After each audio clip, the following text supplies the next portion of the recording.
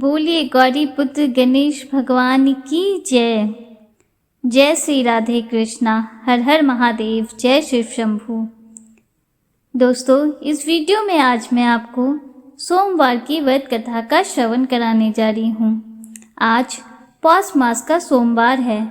ऐसा कहा जाता है कि सोमवार के दिन व्रत रखने से और कथा सुनने से भगवान शंकर प्रसन्न होते हैं और सभी मनोकामनाओं की पूर्ति करते हैं। बाबा भोलेनाथ के आशीर्वाद के लिए अगर आप भी सोमवार का व्रत कर रहे हैं तो इस व्रत की कथा को पढ़कर या सुनकर अपने उपवास को पूरा करें। आइए कथा आरंभ करते हैं। एक समय की बात है, किसी नगर में एक साहूकार रहता था। उसके घर में धन की कोई कमी नहीं थी, लेकिन उसकी कोई संतान नहीं थी। इस कारण वह बहुत दुखी था। पुत्र प्राप्ति के लिए वह प्रत्येक सोमवार को व्रत रखता था और पूरी श्रद्धा के साथ शिव मंदिर में जाकर भगवान शिव और पार्वती जी की पूजा करता था। उसकी भक्ति देखकर एक दिन माँ पार्वती प्रसन्न हो गईं और भगवान शिव से उस साहूकार की मनोकामना को पूर्ण करने का आग्रह किया।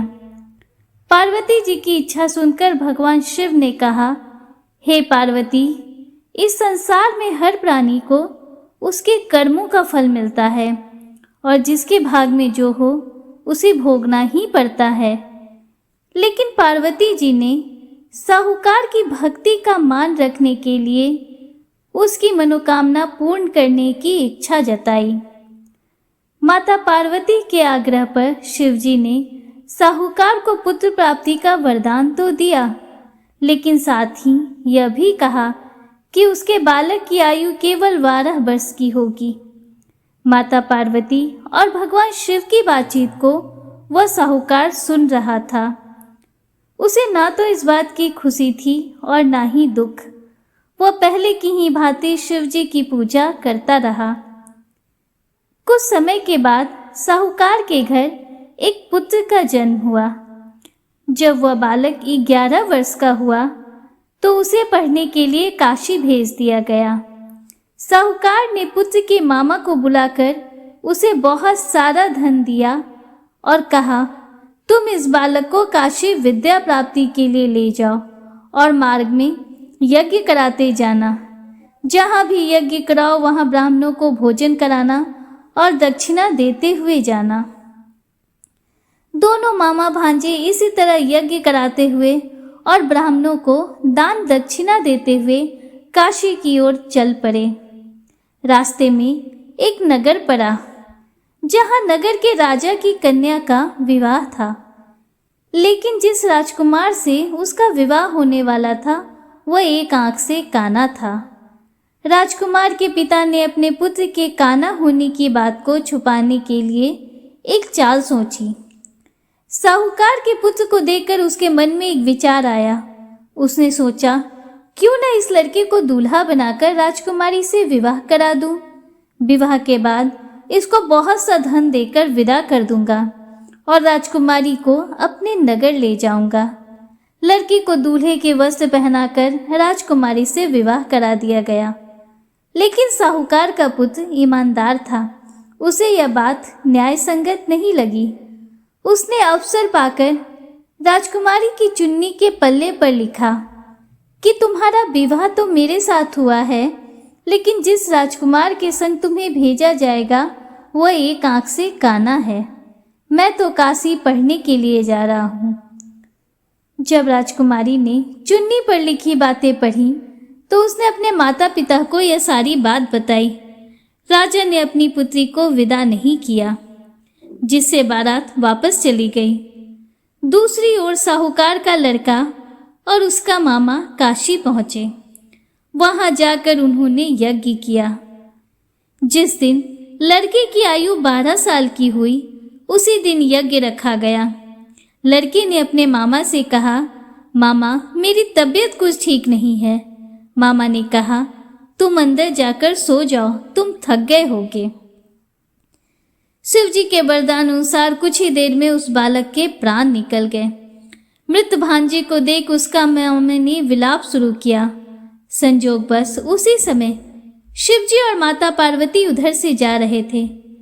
पार्वती माँ ने भगवान शंकर से कहा, स्वामी, मुझे इसके रोने का स्वर सहन नहीं हो रहा, आप इस व्यक्ति के कष्ट को अवश्य ही दूर करें। जब शिवजी मृत बालक के समीप गए तो वह बोले कि यह तो उसी साहूकार का पुत्र है जिसे मैंने 12 वर्ष की आयु का वरदान दिया था। अब इसकी आयु पूरी हो चुकी है।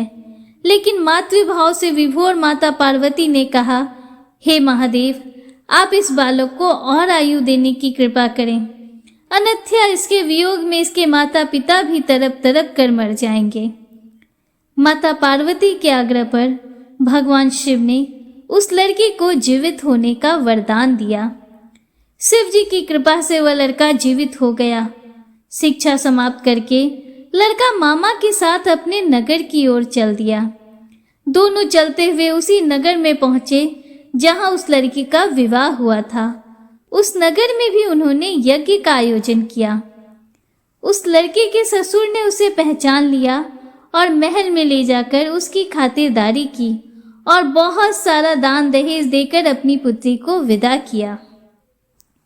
इधर साहूकार और उसकी पत्नी भूखे प्यासे रहकर बेटे की प्रतीक्षा कर रहे थे। उन्होंने प्रण कर रखा था कि यदि उन्हें अपने बेटे की मृत्यु का समाचार मिला तो वह भी प्राण त्याग देंगे। परंतु अपने बेटे के जीवित होने का समाचार पाकर वह बेहद प्रसन्न हुए। उसी रात भगवान शिव ने व्यापारी के स्वप्न में आकर कहा, हे श्रेष्ठी, मैंने तेरे सोमवार के व्रत करने और व्रत कथा सुनने से प्रसन्न होकर तेरे पुत्र को लंबी आयु प्रदान की है। इसी प्रकार जो कोई सोमवार का व्रत करता है, ये कथा पढ़ता है अथवा सुनता है, उसके सभी दुख दूर होते हैं और समस्त मनोकामनाओं की पूर्ति होती है। जिस तरह भगवान शंकर ने साहूकार की मनोकामना को पूर्ण किया, उसी तरह सभी भक्तों की मनोकामनाओं को पूर्ण करें। प्रेम से बोलिए हर हर महादेव, जय श्री गौरी शंकर।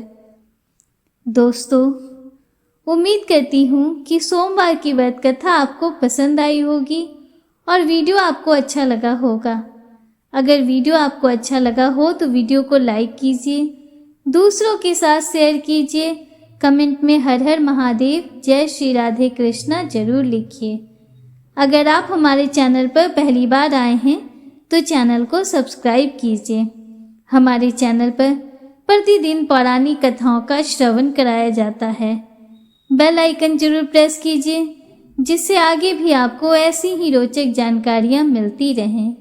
मिलते हैं आपसे अगले वीडियो में।